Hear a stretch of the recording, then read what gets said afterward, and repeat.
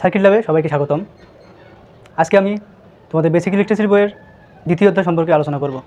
দ্বিতীয় অধ্যায়ে আমরা জানতে পারবো পরিবাহী, অপরিবাহী এবং অর্ধপরিবাহী পদার্থ সম্পর্কে। তো প্রথমেই আমরা আসি পরিবাহী কাকে বলে। তো সাধারণভাবে আমরা যদি পরিবাহীকে চিন্তা করি তাহলে কী বুঝি? তারা কোনো কিছুকে পরিবহন করতে পারে, অর্থাৎ এক স্থান থেকে অন্য স্থানে নিয়ে যেতে পারে, তাদেরকে বলা হয় পরিবাহী। কিন্তু আমরা এখানে সাধারণভাবে সংজ্ঞা দিলে হবে না। আমাদের বইয়ের নাম যেহেতু ইলেকট্রিসিটি, অর্থাৎ আমরা কারেন্ট বিষয়ে পড়াশোনা করছি, তাই আমাদেরকে বলতে হবে যেসব পদার্থ কারেন্টকে পরিবহন করতে পারে তাদেরকে বলা হবে পরিবাহী পদার্থ। পরিবাহী পদার্থ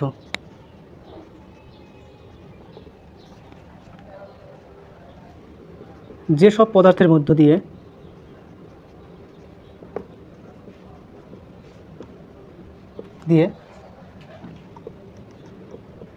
সহজে কারেন্ট প্রবাহিত হতে পারে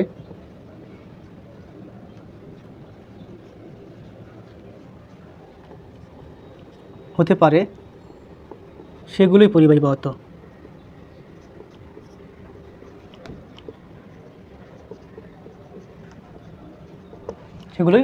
পদার্থ।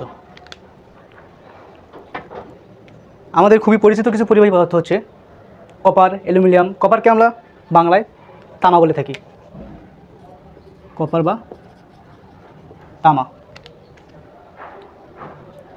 আমাদের দৈনন্দিন জীবনে আমরা যেখানে বিদ্যুৎকে ব্যবহার করি সব জায়গায় এই তামার তার ব্যবহার করা হয়। তামার তারের মধ্য দিয়ে খুব সহজে বিদ্যুৎ পরিবহন হতে পারে, তাই কে বলা হয় পদার্থ। আমরা এতক্ষণ পরিবাহী পদার্থের সাধারণ সংজ্ঞা জানলাম, এবারে জানব ইলেকট্রনীয় মতবাদ অনুযায়ী পরিবাহী পদার্থের সংজ্ঞা।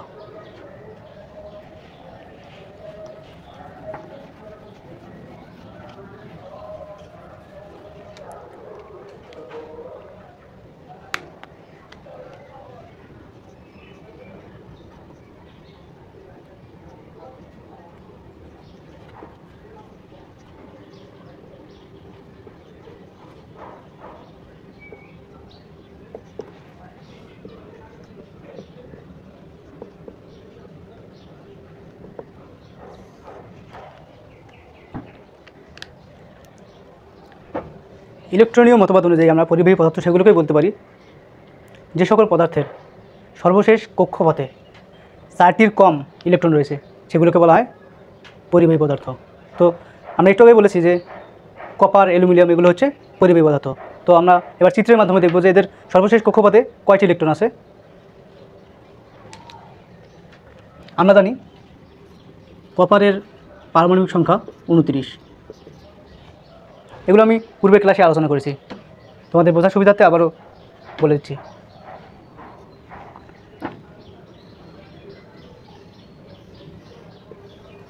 আমরা কি জানি কোনো পদার্থের সর্বোচ্চ 4টি কক্ষপথ থাকতে পারে।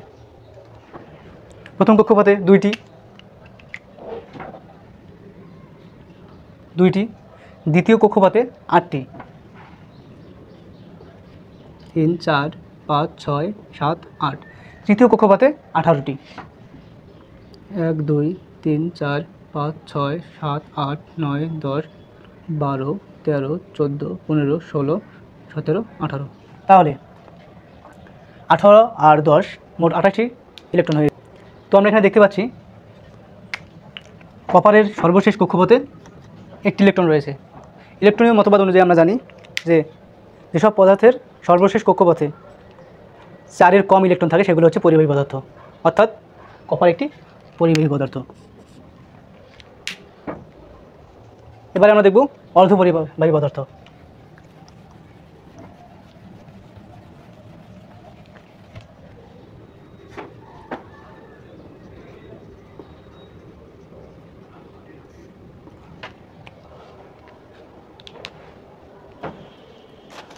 অর্ধপরিবাহী পদার্থ বলতে আমরা বুঝি যেসব পদার্থের মধ্য দিয়ে খুব সহজেই বিদ্যুৎ চলাচল করতে পারে না, অর্থাৎ স্বাভাবিক তাপমাত্রায় বিদ্যুৎ চলাচল করতে পারে না, কিন্তু তাপমাত্রাকে যদি আমরা পরিবর্তন করি তাহলে তার মধ্যে দিয়ে বিদ্যুৎ প্রবাহিত হতে পারে। যেসব পদার্থের মধ্য দিয়ে স্বাভাবিক তাপমাত্রায়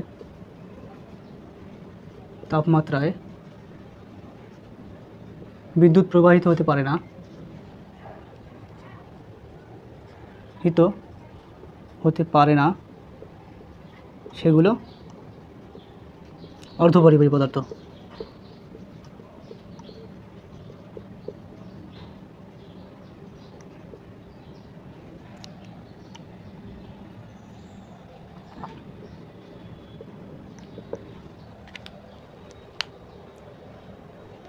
অর্ধপরিবাহী পদার্থের যদি আমরা ইলেকট্রনীয় মতবাদ অনুযায়ী সংজ্ঞা বলি তাহলে হবে যেসব পদার্থের সর্বশেষ কক্ষপথে মাত্র 4টি ইলেকট্রন থাকে সেগুলো হচ্ছে অর্ধপরিবাহী পদার্থ। তো আমাদের সবার পরিচিত দুটি অর্ধপরিবাহী পদার্থ হচ্ছে জার্মেনিয়াম এবং সিলিকন। তো আমরা এখন দেখব এদের সর্বশেষ কক্ষপথে কয়টি করে ইলেকট্রন থাকে। যা আমরা জানি সিলিকনের পারমাণবিক সংখ্যা হচ্ছে 14।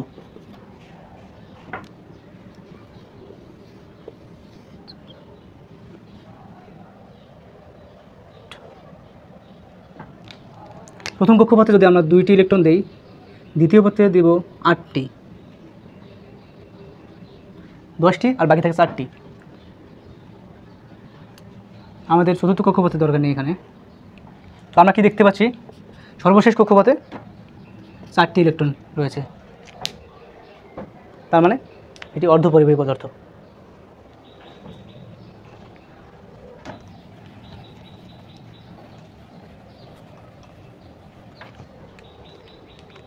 এবারে আমরা জানব অপরিবাহী পদার্থ সম্পর্কে। অপরিবাহী পদার্থ কথাটি বলার সঙ্গে আমরা বুঝতে পারছি যে যেসব পদার্থের মধ্য দিয়ে কারেন্ট বা বিদ্যুৎ প্রবাহিত হতে পারে না সেগুলোকে বলা হয় অপরিবাহী পদার্থ। এতক্ষণ যে ইলেকট্রনের কথা বললাম, এই ইলেকট্রন 2 ধরনের হয়, একটা হচ্ছে বদ্ধ ইলেকট্রন আর একটি হচ্ছে মুক্ত ইলেকট্রন। তো আমরা এবারে দেখব বদ্ধ ইলেকট্রন কোনগুলো।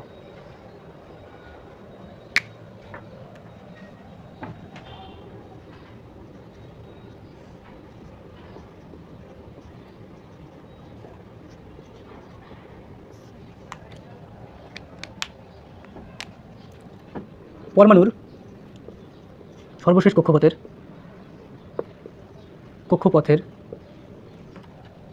যেসব ইলেকট্রন নিউক্লিয়াসের সাথে দৃঢ়ভাবে আবদ্ধ থাকে সেগুলো হচ্ছে বদ্ধ ইলেকট্রন। অর্থাৎ পরমাণুর সর্বশেষ কক্ষপথের যেসব ইলেকট্রন পরমাণুর কেন্দ্রে অবস্থিত নিউক্লিয়াসের সঙ্গে খুব দৃঢ়ভাবে আবদ্ধ থাকে সেগুলোকে আমরা বলবো বদ্ধ ইলেকট্রন। আর মুক্ত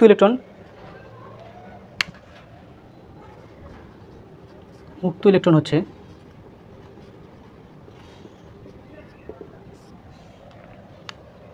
সর্বশেষ কক্ষপথের যেসব ইলেকট্রন নিউক্লিয়াসের সঙ্গে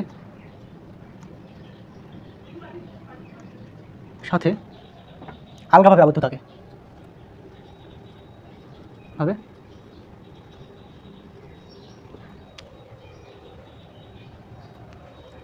অর্থাৎ এসব ইলেকট্রন নিউক্লিয়াসের সঙ্গে আবদ্ধ থাকে কিন্তু খুব দৃঢ়ভাবে থাকে না, এগুলো চলাচল করতে পারে, এক স্থান থেকে অন্য স্থানে যেতে পারে কিন্তু নিজস্ব কক্ষপথের মধ্যে।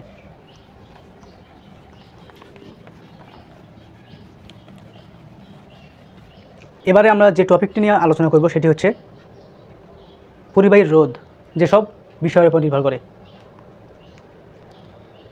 এটি আমি প্রথম ক্লাসে তোমাদেরকে দেখিয়েছিলাম, তো আবারও তোমাদের সুবিধার্থে আমি দেখিয়ে দিচ্ছি। আর এখান থেকে খুবই ইম্পর্টেন্ট একটা প্রশ্ন আসে তোমাদের রচনামূলকে, সেটি হচ্ছে প্রমাণ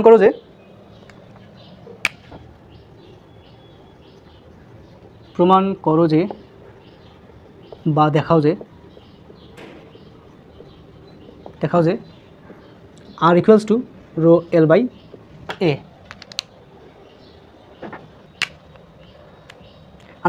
আমরা প্রথমেই এক সাইডে নোট করে নিই এখানে R বলতে কি বোঝায়। এখানে R হচ্ছে পরিবাহীর রোধ,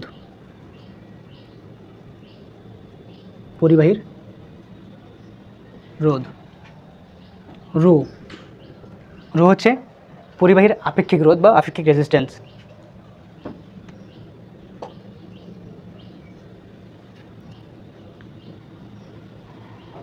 আপেক্ষিক রোধ। এল হচ্ছে পরিবাহীর দৈর্ঘ্য।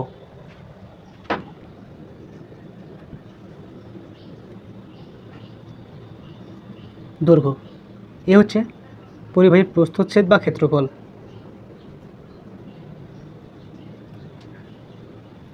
পরিবাহীর প্রস্থচ্ছেদ বা ক্ষেত্রফল। তো আমরা এখন এগুলোর মধ্যে সম্পর্ক দেখব। 1 নম্বরে আমরা লিখতে পারি আর সমানুপাতিক এল। আর সমানুপাতিক এল বলতে কি বোঝায়, যে যদি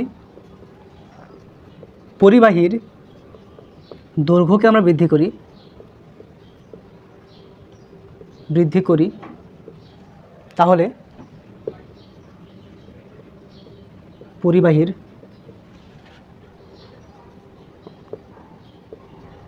রোধ বৃদ্ধি পাবে।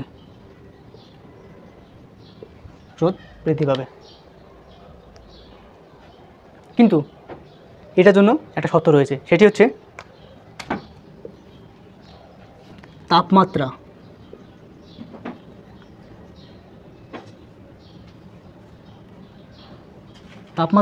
ও ক্ষেত্রফল স্থির থাকতে হবে।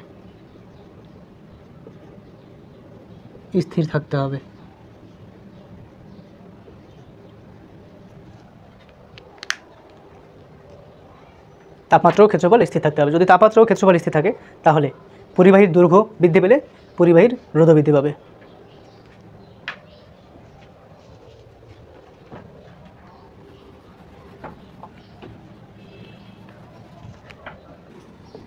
সাইডে নোট দিবা, যখন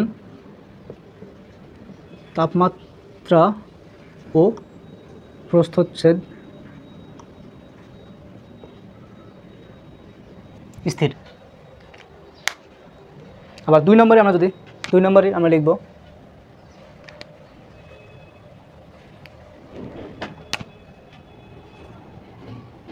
আর সমানুপাতিক 1/a।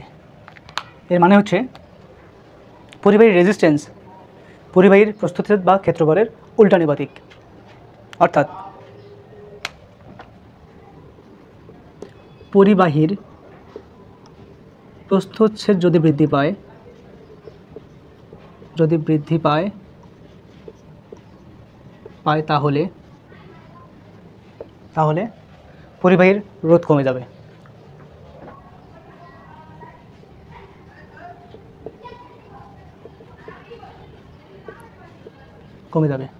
আর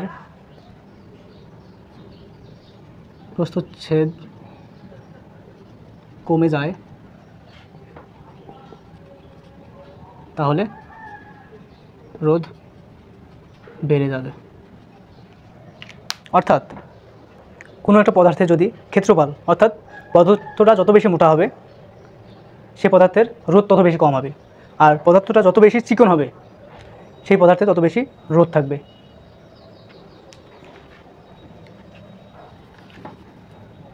তো আমরা 2 নম্বরেও সাইডে নোট দেব যে যখন তাপমাত্রা এবং দৈর্ঘ্য স্থির থাকে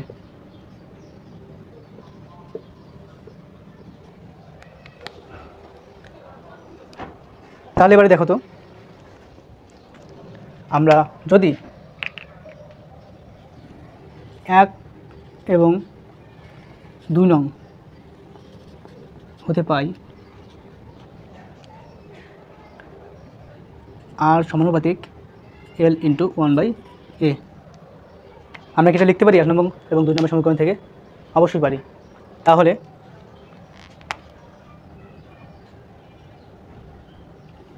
বা আর সমানুপাতিক এলকে আমরা 1 এর সঙ্গে গুণ করে দিতে পারি, তাহলে হয়ে যাচ্ছে L/a। বা আমরা যদি সমানুপাতিক চিহ্ন তুলে দিই, তাহলে তোমরা অবশ্যই জানো সমানুপাতিক চিহ্ন তুলে দেওয়ার জন্য একটা ধ্রুবক নিতে হয়। তাহলে আমরা এবারে সমানুপাতিক চিহ্ন তুলে দেওয়ার কারণে ইকুয়াল চিহ্ন দেব, আর তার সাথে এখানে একটা রো রো নিব ধ্রুবক হিসাবে। তারপর এল বাই এ লিখে দিলাম আগের মতো করেই। এখানে নোট দিব যে রো ধ্রুবক। এখন দেখো আমরা লিখতে পারি আর ইকুয়ালস টু এই রোকে আমরা এলের সঙ্গে গুণ করে দিতে পারি, তাহলে হয়ে যাচ্ছে রো এল বাই এ। তা তোমরা দেখো আমাদের প্রমাণে চেয়েছে প্রমাণ করো যে R equals to rho L by A, তাহলে আমরাও পেয়ে গেছি R equals to rho L by এ।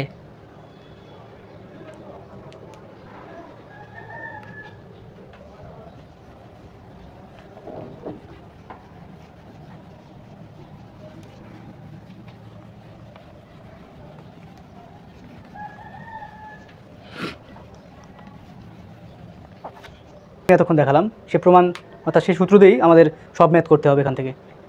তোমরা অতি সংক্ষিপ্ততে এখান থেকে কমন পাবা ম্যাথ, তাই ম্যাথগুলো তোমাদেরকে করতে হবে। তো আমি তোমাদের দেখিয়ে দিচ্ছি কীভাবে ম্যাথগুলো করতে হবে ওই সূত্র প্রয়োগ করে। সূত্রটা একবার লিখে নিই, R equals to rho L by. তো তোমাদের বইয়ে 3 নম্বর উদাহরণটা আমি করে দিচ্ছি। প্রশ্নে বলা আছে যে 100 বর্গমিটার প্রস্থচ্ছেদ 100 বর্গ মিলিমিটার প্রস্থচ্ছেদ এবং 100 মিটার দৈর্ঘ্য 1 কোর বিশিষ্ট একটি তামার কেবলের রেজিস্ট্যান্স কত হবে যদি তামার আপেক্ষিক রেজিস্ট্যান্স 1.72 × 10⁸ 1 ওহম মিটার হয়। তাহলে দেখো একটা জিনিস মাথায় রাখবা, যে কোনো ম্যাথ করার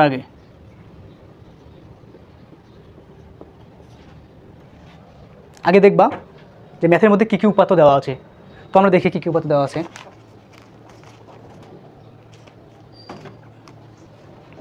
আমরা সাইড নোট দিই। দেওয়া আছে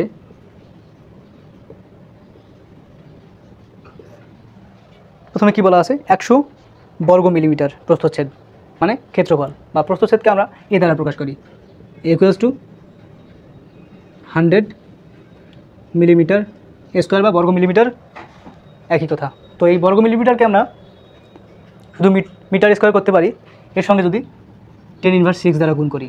তো 10⁻6 দ্বারা গুণ করলে আমাদের কী হচ্ছে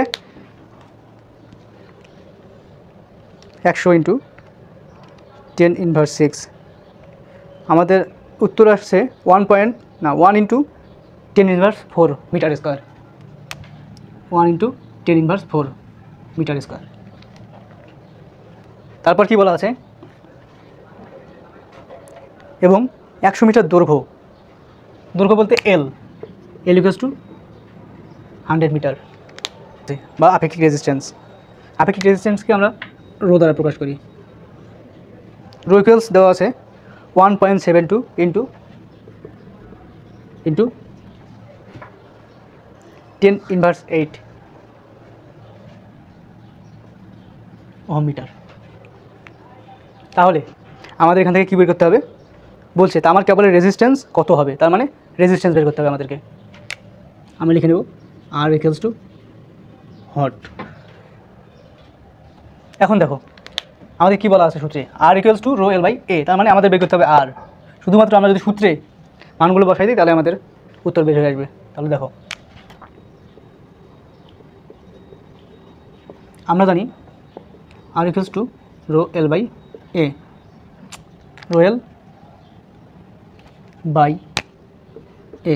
তাহলে রোর মান কত দেওয়া আছে 1.72 × 10⁸ ইন্টু এল আমরা পেয়েছি 100, এ আমরা পেয়েছি 1 × 10⁻4। তাহলে আমরা যদি পুরো মানটাকে ক্যালকুলেটরে বসাই কত পাবো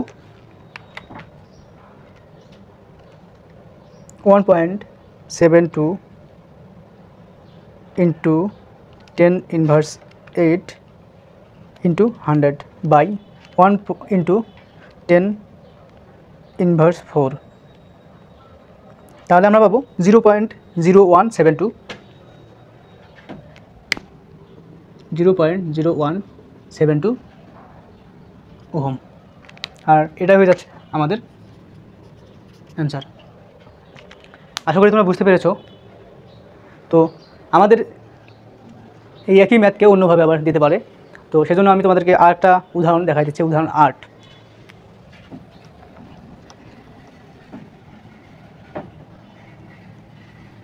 মানগুলো যেহেতু আমাদেরকে আবার লিখতে হবে, তাই আমি সবগুলো মুছে দিচ্ছি না। উদাহরণ 8-এ বলা হয়েছে যে 1 কিলোমিটার দীর্ঘ এবং 1.29 সেন্টিমিটার ব্যাস বিশিষ্ট একটি তামার তারের রেজিস্ট্যান্স 0.13 ওহম হলে আপেক্ষিক রেজিস্ট্যান্স নির্ণয় করো। তাহলে আমরা প্রথমে কী বলেছি তোমাদেরকে, যে মানগুলো লিখে নেব বা যেসব উপপাদ্য দেওয়া আছে সেগুলো লিখে নেব। তাহলে আমরা ডান সাইডে লিখি। আমরা দেখি প্রথমে দেওয়া আছে 1 কিলোমিটার দীর্ঘ, L ইকুয়ালস টু দেওয়া আছে 1 কিলোমিটার বা 1 কিলোমিটার সমান আমরা কী জানি 1000 মিটার। তো আমাকে এটাকে মিটারে করে নেব, ইকুয়ালস টু 1000 মিটার। তারপর কী দেওয়া আছে, এবং 1.29 সেন্টিমিটার ব্যাস বিশিষ্ট তামার তার, মানে ব্যাস দেওয়া আছে। ব্যাসকে আমরা প্রকাশ করি ডি দ্বারা, ডি ইকুয়ালস টু 1.29 সেন্টিমিটার। আমরা কি জানি 1 সেন্টিমিটার সমান 100 সেন্টিমিটার সমান 1 মিটার। অতএব আমরা যদি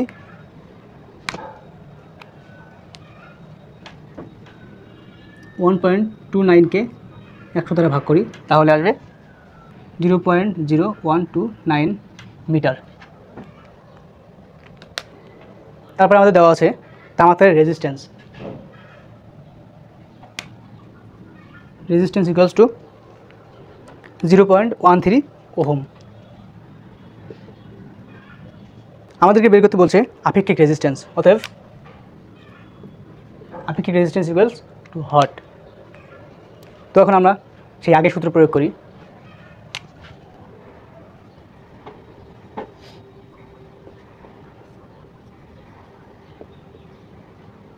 আমরা জানি R equals to rho L by এ।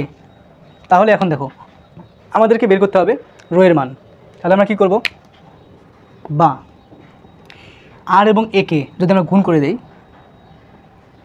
আর রোকে রোর জায়গায় রেখে যদি এলকে অন্য সাইডে পার করে দিই, তাহলে কী হচ্ছে, rho equals to R A by L, rho equals to R A by L.